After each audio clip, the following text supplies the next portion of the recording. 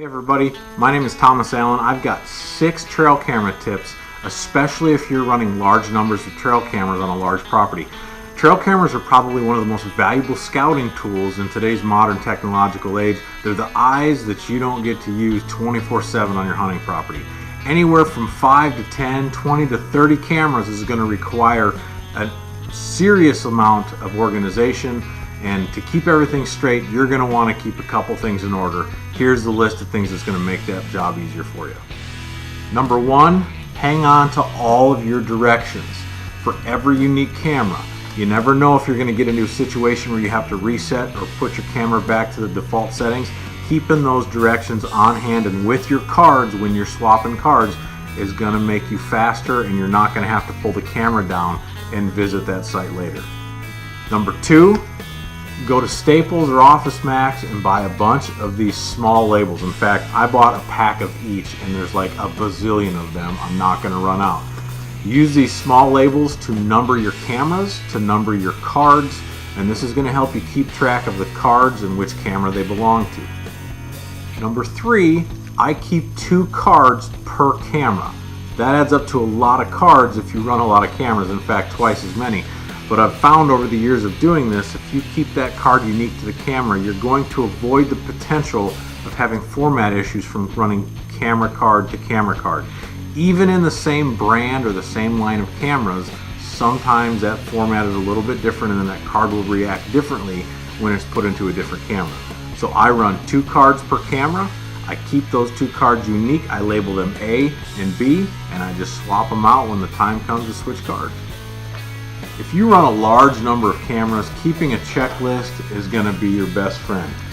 This looks a little OCD, but trust me, when you run a large number of cameras, you want to make notes on battery life, if the camera operated, how many photos you gathered, and once you've done this for 5, 6, 7 card pulls and then some, you're going to be able to see a pattern. You're going to be able to tell if a certain camera is working correctly, if it's malfunctioning.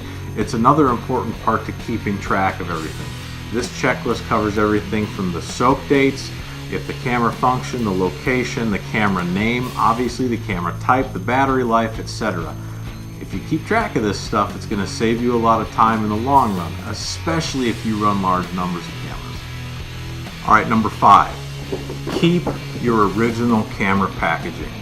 Even if you run 1 to 37 cameras, I don't care. If you have a problem with that camera and you need to send it back to the manufacturer, putting that camera back inside its original packaging is going to get the job done a lot easier for you. I don't know if you need to keep every single package if you run 37 cameras. Keep a few just in case you have to return the camera for repairs or any type of maintenance or new software, firmware that has to be installed. It's one of those things that's going to get it there safe. It's going to be returned to you safe. It's going to show your organization how serious you are about running and maintaining your cameras. Alright, number 6, and this is a new thing. This is the Wild Game TrailPad Swipe. This is a portable card reader. Runs on 4 AAA batteries. You can put the SD card right in the side, and you can look through your pictures in your hand.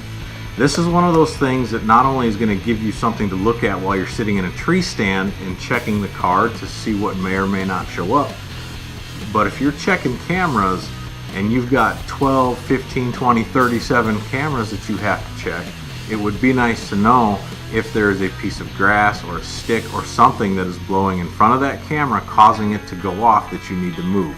You don't need to check every single photo on that card when you're there, but it's good to check 1 or 2 to make sure the camera is functioning correctly. And maybe while you're sitting in that stand, it might give you a time frame that you need to pay extra attention when the deer are moving through.